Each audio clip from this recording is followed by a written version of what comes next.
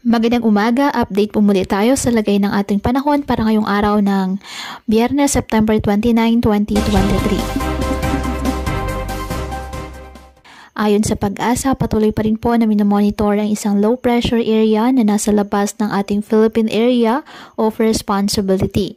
Nakakaapekto na po ang trough nito ngayon sa eastern section ng Visayas at Mindanao.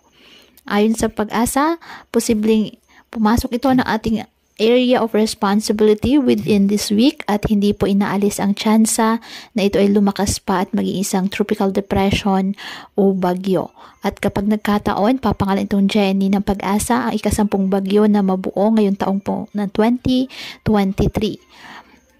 Kaya patuloy lamang tayo na mag-antabay ng iba pa nating weather updates at sa updates ng Pag-asa.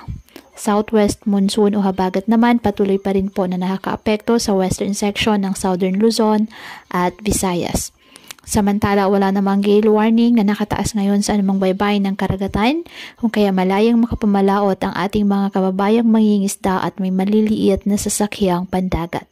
Ngayong araw, dahil po sa trough ng nasabing LPA, ang Eastern Visayas, Central Visayas at Caraga, asahan ng maulap na kalangitan na may kalat-kalat na pag-ulan at thunderstorms.